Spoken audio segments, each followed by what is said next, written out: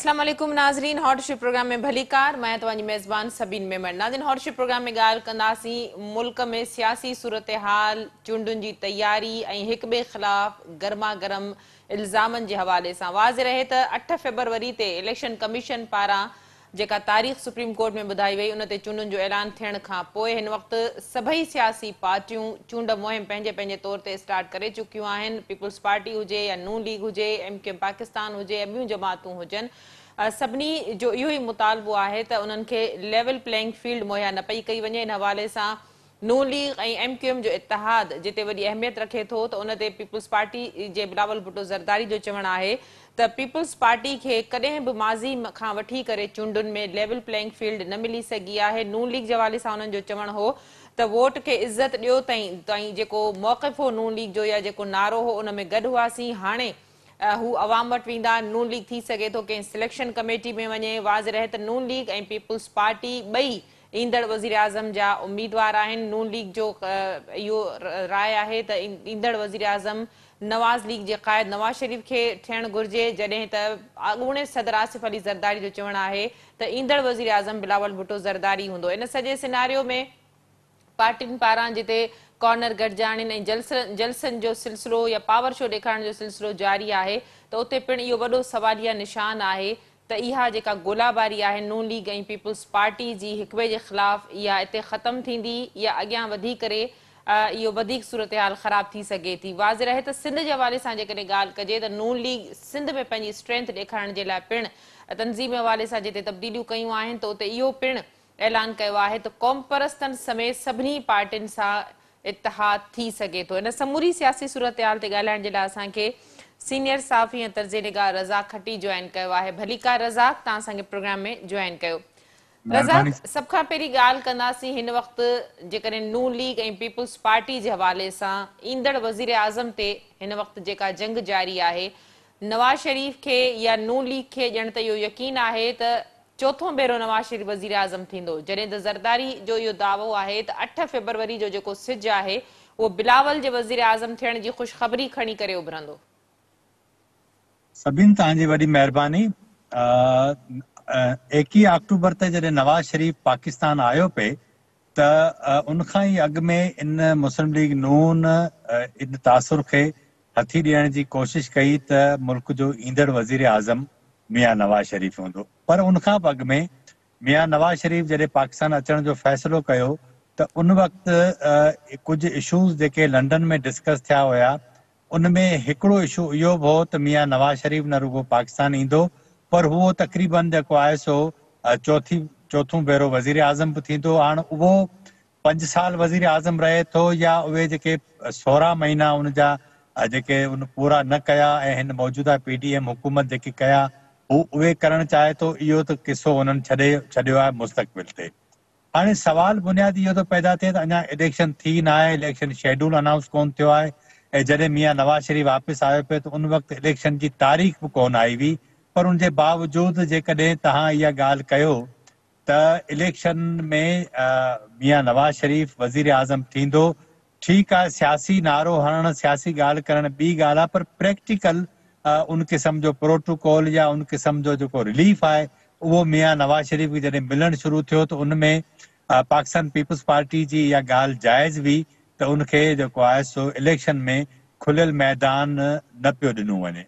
हाणे हिन दफ़े इहे 16 महीना गॾु हुया, जेके बि हिननि सख़्त तरीन फ़ैसिला कया, इंतिहाई ख़राब फ़ैसिला कया। पाकिस्तान पीपुल्स पार्टी, JUI, मुस्लिम लीग नून, इन्हनि जा समूरा लीडर हिकु ई स्टेज ते वेही प्रेस कॉन्फ्रेंस बि कंदा हुया ऐं उनजी वकालत कंदा हुया। हाणे पाकिस्तान पीपुल्स पार्टी नून लीग जेके फ़ैसिला कया आहिनि उनजी को वाज़े तौर ते वकालत कंदे नज़र असांखे नथी अचे त या उनजी ऑनरशिप वठे उहा नथी वठे। हाणे थींदो छा, असल में सवाल इहो आहे, जीअं तव्हां पंहिंजे इंट्रो में चयो त मुस्लिम लीग नून सिंध में जेको कमु शुरू कयो आहे, मुंहिंजो ख़्यालु आहे त घणे अरसे खां पोइ, यानी 2018 वारा जेके इलेक्शन हुआ उनमें मुस्लिम लीग नून सिंध खे का एतिरी तरजीह कोन ॾिनी हुई, उनखां अॻु में बि कोन ॾिनी हुई। हाणे जॾहिं उन तरजीह ॾिनी आहे त इन जा 2 पहलू आहिनि। हिकु पहलू इहो आहे त मुस्लिम लीग नून चाहे इहो थी त शायदि सिंध समेत मुल्क जे चइनी सूबनि में जेकॾहिं उन जी पंहिंजी हुकूमत हुजे त उनजे नतीजे में हू वधीक जेको आहे सो बहितर तरीक़े सां डिलीवर करे सघंदा। हाणे सिंध जी जेका पॉलिटिकल डायनामिक्स आहे उहो पंजाब खां घणी मुख़्तलिफ़ आहे। उहो इन करे त पाकिस्तान पीपल्स पार्टी खे सिंध में जियारियो आहे MQM, सिंध में जियारियो आहे JUI, सिंध में उनखे जियारियो आहे क़ौम परस्त, सिंध में पीपल्स पार्टी खे जियारियो आहे GDA। ठीकु आहे। हाणे उनजो सबबु इहो आहे त जेके बि उनजा कारनामा हूंदा आहिनि ऐं उनजे नतीजे में ही जेके पार्टियूं आहिनि MQM आहे या ॿियूं जेके पार्टियूं आहिनि उहे को न को अहिड़ो सियासी जेको आहे सो इशू पैदा करे छॾींदियूं आहिनि, का अहिड़ी ॻाल्हि कंदियूं आहिनि जेके पाकिस्तान पीपल्स पार्टी कैश कराईंदी आहे, पंहिंजा समूरा जेके गुनाह आहिनि सियासी गुनाह उहे उनखे लिकाइण जो इंतिहाई आसानी सां मौक़ो मिली थो वञे। हाणे हिन दफ़े बशीर मेमण साहब खे मुस्लिम लीग नून सिंध जो सदर कयो वियो आहे। ज़ाहिरी तौर ते उनजा ॿ हिकिड़ा अहम पहलू आहिनि। हिकु इहो आहे त ज़रदारी साहब सां उनजी जेका रकाबत आहे उहा कंहिंखां लिकियल कोन्हे। एज़ ए FIA में रहण या उनखां अॻु में जॾहिं पुलिस में रहियो उन दौरान बि सिंध में उहो रही न सघियो ऐं वापसि उनखे वफ़ाक़ अचणो पियो। हाणे ही सम्झनि था त शायदि हिकिड़ो सुठो ब्यूरोक्रेट आहे, उहो हिकिड़ो सुठे सियासी प्लेयर जो रोल करे सघंदो। इहो मुंहिंजो ख़्यालु आहे इहा ॻाल्हि करणु वक़्त खां अॻु में आहे। इन करे त बशीर मेमण साहब खे सियासत जा उहे गुर पेच जेके आहिनि ऐं जेके वॾेरनि जा मामला आहिनि जेके सियासत जे अंदरि जेको वोटर डिमांड करे थो उनजा जेके मामला आहिनि उहो शायदि मुमकिन आहे एतिरे अंदाज़ में उहो न सम्झी सघे जेको आम पुराणो जेको सियासी जुगादरी लीडर हूंदा आहिनि उहे सम्झनि था। ॿी ॻाल्हि इहा त MQM खे गॾु खणी हलणु इंतिहाई ॾुखियो कमु हूंदो आहे ऐं उनखां अलावा JUI आहे। JUI जो पंहिंजो हिकिड़ो हिसाबु किताबु आहे सिंध जे अंदरि। हिते पाकिस्तान जे में मरकज़ी सतह ते मौलाना फज़लुर रहमान जो कद काठ वॾो आहे, पर हाणे ॻाल्हि इहा आहे त छा मौलाना फज़लुर रहमान ज़रदारी साहब जे उन ॻाल्हि मां निकिरी सघंदो, इनखे पाण ईंदड़ ॾींहंनि में ॾिसंदासीं। छाकाणि त हिन वक़्तु नून लीग जे ही पारां जेके कोशिशूं थियनि पयूं, पर तव्हां ॾिसिजो त ही जेके कोशिशूं थियनि पयूं ज़रदारी साहब जेके मुंहिंजा इतला आहिनि उन छा कयो आहे त पंहिंजे तौर ते पंजाब में, पख्तूनख्वा में, बलूचिस्तान में हुन राब्ता करणु शुरू कया आहिनि। हू ॾिसे पियो त शायदि नून लीग जेको कुझु उनखे खेॾणो आहे खेॾे वठे, उनखां पोइ हू पंहिंजा पता शो कंदो। सो बहरहाल सियासत जेको आहे सो हिकिड़ो आसाब जी गेम हूंदी आहे। उनमें केरु कंहिंखे केतिरो थकाए थो उनखे ॾिसणो पवंदो आहे। सो मियां नवाज़ शरीफ़ कोयटा वञिणो आहे, उते इहे इतला आहिनि त तमामु घणा कुझु जेके बलूचिस्तान अवामी पार्टी जा माण्हू आहिनि, कुझु जेके विनिंग कैंडिडेट्स हूंदा आहिनि उहे सभु जेके आहिनि सो नून लीग जे अंदरि शामिल थींदा। पर पाण सभु सम्झूं था त जॾहिं बलूचिस्तान में इन क़िस्म जा माण्हू का बि पार्टी जॉइन कंदा आहिनि त उहे कंहिं बि वॾे इशारे खां सवाइ जॉइन नथा कनि। बलूच पख्तूनख्वा में छा थियणो आहे उहो बि कुझु ॾींहंनि में शयूं क्लियर थी वेंदियूं। सिंध में मुंहिंजो ख़्यालु आहे इहो जेको बि इतिहाद ठहंदो उनमें पीपल्स पार्टी खे इहो सॼो कैश कराइण में पीपल्स पार्टी खे वधीक फ़ाइदो थींदो। छाकाणि त पीपल्स पार्टी जो जेको वोट आहे उहो इंटैक्ट आहे ऐं इहे सभु दुरियूं गॾिजनि थियूं। ऐं ॿी ॻाल्हि जेका हिन में सभिनि खां अहम आहे त पीपल्स पार्टी जे जेको उम्मीदवार आहिनि उन्हनि वटि जेतिरो पैसो आहे, सवाल इहो आहे त छा हे जेके बि वण जूं काठियूं गॾु थींदियूं हिकिड़ी पार्टी हिकिड़ो इतिहाद ठहंदो, उन्हनि वटि एतिरो पैसो हूंदो? मुंहिंजो ख़्यालु आहे शायदि एतिरो न हुजे। छाकाणि त हिननि 15 सालनि में जेतिरी जेका ॾांदारियुनि सां उन्हनि पैसा जेके मेड़िया आहिनि उनमें इलेक्शन कॉन्टेस्ट करणु पीपल्स पार्टी सां तमामु घणो ॾुखियो कमु हूंदो। सो इहो घण तरफ़ी अच्छा रज़ाक, जेको नून लीग ऐं MQM जो सिंध लेवल ते इतिहाद थियो आहे, ज़ाहिरा MQM जेका आहे उहा 16 महीना बि इतिहादी रही ऐं MQM हर उन पार्टी सां इतिहाद कंदी आहे जेका हुकूमत में हुजे या जंहिंजो हुकूमत में अचण जो को इम्कान हुजे। पर जेकॾहिं सिंध जी राजधानी कराची जे हवाले सां ॻाल्हि कजे, सिंध जे ॿियनि ज़िलनि खां हटी करे जिते पीपल्स पार्टी जी स्ट्रेंथ बिल्कुलु आहे, पर सिंध जी राजधानी कराची जीअं हिकिड़ो हाणे नंढी चूंडनि में जेको बलियाती चूंडनि में मुर्तज़ा वहाब या पीपल्स पार्टी क्लीन स्वीप कयो, इन इतिहाद सां छा इनकार करे थो सघे त पीपल्स पार्टी खे कराची में टफ टाइम मिली सघंदो? MQM जो वोट बैंक त आहे न? MQM जो वोट बैंक त आहे, पर असल मसइलो आहे त MQM जो क़ाइद जॾहिं बाइकआउट जो ऐलान करे थो त उहो जेको रेशो आहे वोट पवण जो उनखे वॾो धकु लॻे थो। हाणे हिन में तव्हां ॾिसो न पीपल्स पार्टी 15 सालनि में मुंहिंजो ख़्याल आहे 5 साल खनि थींदा जंहिंमें उन संजीदगी सां कराची ते फोकस कयो ऐं हुनजे नतीजे में उन्हनि कुझु तक ठाहिया आहिनि। ख़ुदि हैदराबाद में पाकिस्तान पीपल्स पार्टी पंहिंजो स्पेस क्रिएट कयो आहे। सो पीपल्स पार्टी वटि मौक़ो आहे ऐं मुंहिंजो ख़्यालु इहो आहे त माज़ी में कराची जे अंदरि पीपल्स पार्टी जेका पोज़ीशन रही आहे हिन दफ़े थोरी मुख़्तलिफ़ हूंदी। ॿियो हिननि 15 सालनि में ब्यूरोक्रेसी में पीपल्स पार्टी पंहिंजूं पाड़ूं तमामु घणियूं वधीक ताक़तवर कयूं आहिनि। उहे ब्यूरोक्रेसी सम्झे बि थी त पीपल्स पार्टी ही वॾी कुवत आहे। हाणे हिते हिकिड़ी ॿी ॻाल्हि तव्हांखे ज़हन में रखणु घुरिजे त जेको असां वटि आम तासुरात इस्टेब्लिशमेंट जो जेॾा लाड़ो हूंदो उन्हनि जे खटण जा चांस वधी वेंदा। सो मुंहिंजो ख़्यालु इहो आहे त इहो एतिरो आसान बि कोन्हे। इन करे त इस्टेब्लिशमेंट जी हिमायत हिननि खे हूंदी पर हे जेकॾहिं 12 पार्टियूं गॾु थियनि हिकिड़े पासे पीपल्स पार्टी हुजे त उन सां जेको डील करण में इस्टेब्लिशमेंट खे वधीक आसानी थींदी। हे जेके इताद ठहनि पिया इन मां मुंहिंजो अंदाज़ो इहो आहे त ज़रदारी साहब खे असल में बैक करण जी कोशिशि कई पई वञे बिलावल साहब खे त तव्हां वफ़ाक़ जी जेको आहे उहा ॻाल्हि न कयो, तव्हां पंजाब जी ॻाल्हि न कयो। ही सॼो कमु जेको आहे सो उन तरफ़ ई वञी रहियो आहे। सो जेकॾहिं ज़रदारी साहब हिन ते राज़ी थी थो वञे त पोइ मुंहिंजो ख़्यालु आहे त कोई एॾो वॾो इताद सिंध में कोन ठहंदो जेको पीपल्स पार्टी खे नुक़सान ॾे। अच्छा, JUI जो रोल इन समूरी सूरत हाल में छा हूंदो? ज़ाहिर JUI बि मेन स्ट्रेक रही आहे गुज़िरियल 16 महीननि में नून लीग हुजे या पीपल्स पार्टी ॿिन्हिनि सां। JUI मुंहिंजो ख़्यालु आहे त वॾा मुज़ाहिरा करे सघे थी, इन में को शक कोन्हे। उन वटि मदरसनि जे अंदरि हिकिड़ी वॾी तालिबनि जी फोर्स आहे। उनजी मुख़्तलिफ़ अवामी इशूज़ ते JUI जेके मुज़ाहिरा कंदी रही आहे उन ते बि उनजी वॾी हमदर्दी आहे। उन वटि मज़हबी कार्ड बि आहे।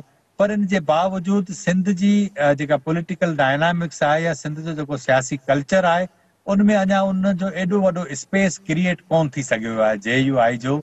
उनजो सबबु इहो आहे त JUI बुनियादी तौर ते उहो जेको पंहिंजो सियासत जो जेको मज़हब जो दाइरो आहे उन जे अंदरि रहे थी ऐं उनमें घोटकी जा जेके मामला आहिनि उन ते जेको राशिद सुमरे साहब जो जेको मौक़फ़ रहियो आहे माज़ी में ऐं उहो मुख़्तलिफ़ रहियो आहे। कॾहिं बिल्कुलु जेको आहे सो हिकिड़ी इंतिहा ते आहे, कॾहिं ॿी इंतिहा ते आहे। सिंध में जेको आम माण्हू आहे उहो सम्झे थो, सिंध जे जेको वॾेरो आहे उनखे ख़बर आहे त जेकॾहिं पुलिस ऐं रेवेन्यू जंहिं वटि हूंदो पावर उन वटि हूंदो। सो उनखे इहो अंदाज़ो आहे। इन करे मुंहिंजो ख़्यालु न आहे त कोई JUI उन पोज़ीशन में वञे। माण्हुनि खे डेंट उम्मीदवारनि खे पहचाए सघे थी पर विनिंग पोज़ीशन में मूंखे JUI नज़र नथी अचे। अच्छा, पंजाब में नून लीग जी छा सूरत हाल आहे? ज़ाहिर आहे त इस्तेहकाम पार्टी भी आहे ऐं उते पार्लियामेंटरीज़ पार्टी भी आहे परवेज़ खटक जी। त नून लीग जो वोट बैंक नवाज़ शरीफ जे अचण खां पोइ वधीक केतिरो मज़बूत थियो आहे? मुंहिंजो ख़्यालु आहे 21 अक्टूबर खां को अञा एॾी का वॾी को ब्रेक थ्रू कोन थियो आहे।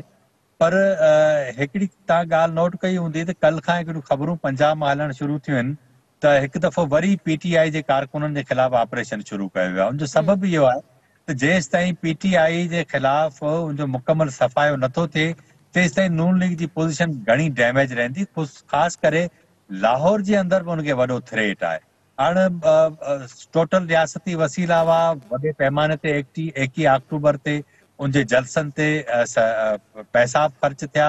उनजे बावजूदि लाहौर जो जेको कारकुन हुजे या नून लीग जो या लाहौर जो जेको आम माण्हू हुजे हा उहो मीनारे पाकिस्तान पहुचे हा, ईअं कोन्हे थियो। जिते किथे जेका शयूं रिपोर्ट थियूं आहिनि उहो बि तव्हांजी नज़र मां निकितियूं हूंदियूं। लाहौर में ज़िंदगी पंहिंजे मामूल ते उन ॾींहुं 21 तारीख़ ते हली पई। त इन मां साबित इहो थिए थो त ख़ुदि नून लीग खे वॾो थ्रेट आहे। हाणे उहो थ्रेट उन सूरत में ख़तमु थी सघे थो जेसि ताईं तहरीक इंसाफ़ जो जेको मुतहरिक कारकुन आहे उनखे तव्हां बिहाइंड द बार नथा खणी वञो ऐं उनखे मुकमल तौर ते कंहिं साइड लाइन ते नथा कयो। अञा इमरान ख़ान जी नाअहली पाकिस्तान तहरीक इंसाफ़ जी जेका पंहिंजी आहे पोज़ीशन पार्टी जी उहो इलेक्शन में छा थी बीहे इहो हिकिड़ो सवाल आहे। जेकॾहिं उनखे इलेक्शन में उनजो बैट जो निशान नथो मिले त पोइ ज़ाहिर सूरत हाल सॼी तब्दील थी वेंदी। पोइ वन साइडेड ट्रैफिक हूंदी। उन जे नतीजे में असां ॾिसंदासीं त पोइ इलेक्शन नून लीग लाइ खटण को वॾो इशू कोन हूंदो। ठीक। अच्छा रज़ाक, आख़िरी सवाल तव्हां खां, सदर पारां जेको ख़त लिखियो वियो आहे त लेवल प्लेइंग फील्ड पीटीआई जे कारकुननि लाइ बि हुजे, उन्हनि जी गिरफ़्तारियुनि ते बि उन्हनि पारां तहफ़ुज़ात जो या वफ़ादारियूं मटाइण जे हवाले सां तहफ़ुज़ात जो इज़हार कयो वियो आहे। सदर साहब मुंहिंजो ख़्यालु आहे त हिन खां अॻे बि हिकिड़ो ॿ ख़त लिखी चुको आहे, शहबाज शरीफ़ खे बि हुन लिखिया हुया। सदर साहब जी हाणे उहा पोज़ीशन रही न आहे। उनमें उनजो सबबु इहो आहे त उन पंहिंजे पाण खे एतिरो कंट्रावर्शियल करे छॾियो आहे ऐं एतिरो मुतज़ाद उनजी पर्सनैलिटी थी वई आहे, जंहिंजे नतीजे में हुनजी ॻाल्हि ॿुधी कोन थी वञे ऐं उन इस्टेब्लिशमेंट बि को उनखे एॾी सपोर्ट नथी करे। ॿी ॻाल्हि त आइनी तौर ते ऐवान सदर हाणे सिर्फ़ु अलामती पोज़ीशन रही आहे ऐं निगरान सेटअप तव्हांजे साम्हूं आहे, उहो को एॾो स्ट्रांग कोन्हे, उनजी में एॾियूं स्ट्रांग ताक़तवर पर्सनैलिटीज़ कोन आहिनि। तंहिंजे करे नवाज़ शरीफ़ ऐं इहे जेके दुरियूं आहिनि उनजो ई ॻाल्हि वधीक हलंदी। सदर साहब जे ख़त जी का अहमियत घणी कोन थींदी। ऐं ॿी ॻाल्हि इहा त निगरान वज़ीर आज़म ऑलरेडी चई चुको आहे त जेको फ़ैसिलो अदालतूं ऐं इलेक्शन कमीशन कंदी असां उनजी पोइवारी कंदासीं, यानी उन त हथ खड़ा करे छॾिया आहिनि ऐं हू को उन में को एॾो वॾो रोल प्ले कोन कंदो। सदर साहब जे ख़त मुंहिंजो ख़्यालु आहे त उन रुॻो आङर कटाए शहीदनि में नालो इन सेंस में लिखारायो आहे, उन मैसेज कयो आहे जेको उन ते कावड़ बि आहे, त हू चवे थो त मूं कोशिशि कई आहे त अव्हां जे लाइ जेको आहे सो जेतिरी सूरत हाल बहितर पैदा थी सघे उहा करियां। वॾी महिरबानी रज़ाक, तव्हां पंहिंजो मौक़िफ़ ॾियण असांखे प्रोग्राम में जॉइन कयो। नाज़रीन, सीनियर सहाफ़ी ऐं तर्जुमेगार रज़ाक खट्टी असां सां गॾु हो। जेको सियासी तर्ज़ियो मौजूदा सूरत हाल ते कयो वियो, उन में नून लीग ऐं MQM जो इतिहाद जिते पंहिंजी अहमियत रखे थो, त इन ॻाल्हि में को शक न आहे त सिंध में पीपुल्स पार्टी जी स्ट्रेंथ पिणु तमामु घणी स्ट्रॉन्ग आहे। कराची में MQM जो वोट बिल्कुलु आहे। MQM पारां इहा दावा पिणु कई वई त हू 2013 वारी पंहिंजी पोज़ीशन ते वापसि ईंदा, पर उन बावजूदि जेकॾहिं लंडन मां चूंडुनि जो बाइकाट थिए थो त MQM जो वोट बैंक बि हिकिड़ो सवालिया निशान बणिजी वञे थो। बहरहाल इहो 8 फ़रवरी ते जॾहिं चूंडूं थींदियूं, उनखां पोइ जॾहिं पार्टियुनि जा नतीजा ईंदा त सभिनीनि जी स्ट्रेंथ ऐं दावाऊं यकीनन ख़बर पइजी वेंदियूं। प्रोग्राम जे सिलसिले खे जारी रखंदासीं। वक़्तु थियो आहे मुख़्तसिर वक़फ़े जो, वठूं था वक़्फ़ो।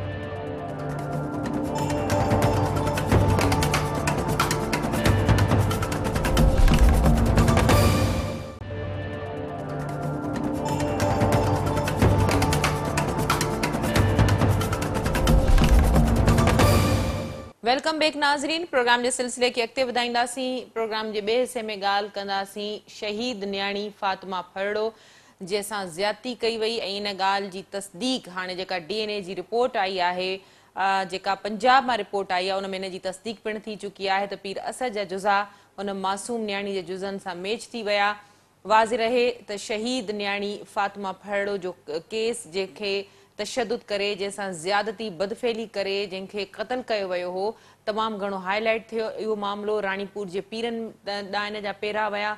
मीडिया पारां हिन केस खे तमामु घणो खयो वियो। सिंध TV पारां हिन केस खे तमामु घणो खयो वियो, पर उन बावजूदि पीरनि खे बचाइण जे लाइ जेके जतन कया विया मुख़्तलिफ़ खातनि पारां, चाहे उहो पुलिस हुजे या सिहत खातो हुजे। सिंध में जेकॾहिं ॻाल्हि कजे, ख़ैरपुर जे सिहत खाते जे हवाले सां ॻाल्हि कजे त पीर असद शाह जा जेके जुज़ा वरिता विया, सैंपल वरिता विया, उन्हनि खे न रुॻो ज़ाया कयो वियो, पर उनजी इहा बि तरदीद कई वई त के उन न्याणी जा जुज़ा उन पीर सां मिलनि था। पर पंजाब मां जेके जुज़ा मोकिलिया विया, पंजाब में इन्हनि सैंपल्स जी जेका रिपोर्ट आई आहे, जंहिंमें निगरान कानून वारे वज़ीर इहो एडमिट कयो आहे, इहो ॿुधायो आहे त शहीद न्याणी फातिमा फरड़ो सां न रुॻो ज़्यादती जी तस्दीक, बल्कि उन जा जुज़ा जेके आहिनि से उन पीर सां मिलनि था, जंहिं उन न्याणीअ खे वहशत जो बरबरीअत जो निशानो बणायो। इन हवाले सां उन्हनि जवाबदार जेके कस्टडी में आहिनि, उन्हनि ते जेको फ़र्द जुर्म आहे उहो चयो थो वञे त 24 नवंबर ते लागू थींदो। इन समूरी सूरत हाल जे हवाले सां मुसलसल अपडेट रहंदड़ ऐं अपडेट ॾींदड़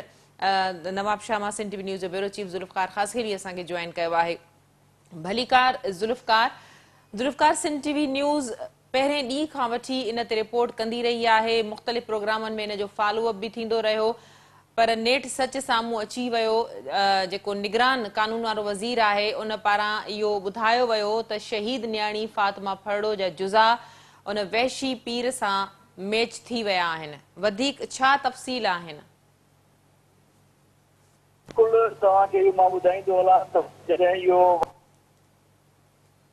न्यूज़ टीम मां पाण उनजे ॻोठ पहुतोसि। हिन केस खे 24 कलाक लिकाइण जी भरपूर कोशिश कई ऐं असां उन केस जे हवाले से मां पाण खानवाड़ ॻोठ पहुतुसि त उनजी जेकी माउ ऐं पीउ हो उनखे उन वक़्त जो SSP गाॾीअ में खणी वञी रहियो त मां उनखां गाॾीअ में लाहे बयानु वरितो त हीअ कीअं तव्हांजी न्याणी जेको आहे फोती आहे त उन्हनि उबदारींदड़ रड़ियूं कंदे चयो त असांजी न्याणीअ खे पीरनि सिर्फ़ु तशदुद न करे पर जेको असां उनखे गुस्ल ॾिनो आहे उन में ज़्यादती थियल आहे ऐं असांखां ज़बरदस्ती इहे बयान ॾियारिया विया त हीअ न्याणी तव्हांजी बीमारीअ में मुई आहे ऐं पुलिस पिणु असांखां राति जे अंधेरे में जेको उन वक़्त जो SHO हुयो उन्हनि माउ खां बयान ॾियारिया त हीअ न्याणी हुनजी बीमारी में मुई आहे। पर पोइ जॾहिं सिंध TV न्यूज़ ऐं जेॾी महिल हुनखे खयों त पोइ तव्हां ॾिठो त सॼी सिंध JWC ऐं शऊर जागी पियो ऐं पोइ मजबूरनि तकड़ में जेकी कमज़ोर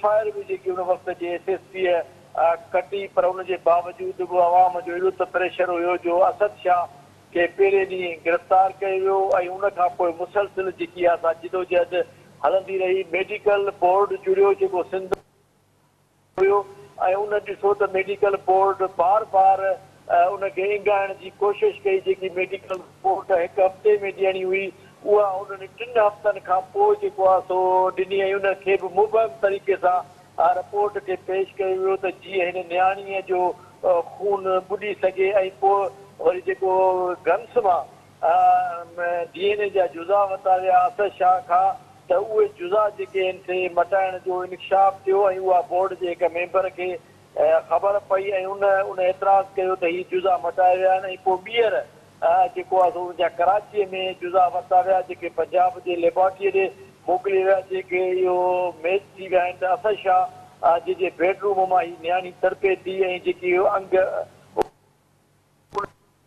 त जेको अॻूणो SHO हुयो राणीपुर जो बचल काज़ी या जेके गम्स जा डॉक्टर आहिनि उन्हनि तमामु घणी हिन हाई प्रोफाइल केस में लापरवाही कई आहे।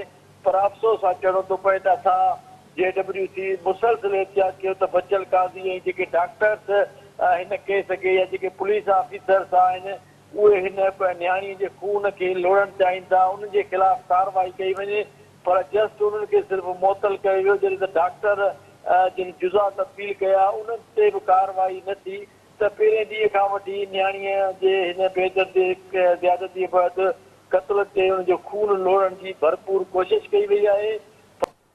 न्यूज़ उन ते मुसलसिल प्रोग्राम करण सां गॾु JWC उन जो एहतिजाजी तहरीक हलाई आहे। अञा बि असां उन्हनि ते ख़ामोश न आहियूं। उनजे वालिदेन खे धमकियूं मिलनि पियूं। मुख़्तलिफ़ जेके सरदार आहिनि उहे उनजे वारसनि वटि वञनि था। उनजा जेके ज़ुल्फ़कार हाणे त जवाबदारनि खे सज़ा खां को नथो बचाए सघे जॾहिं त कानूनी हवाले सां या मेडिकली हवाले सां इहा ॻाल्हि साम्हूं अची चुकी आहे त उन न्याणी जा जेके जुज़ा आहिनि उन पीर सां मिलनि था। इन खां पोइ तव्हांजी फातिमा जे वालिदेन सां ॻाल्हि ॿोल थी आहे उन्हनि जो छा चवणु आहे? वालिदेन मुसलसिल मूंसां राब्ते में आहिनि ऐं हुननि जो हिकु ई मुतालबो आहे त जेके हिन में इहे असांजा 3 जवाबदार आहिनि जंहिंमें असद शाह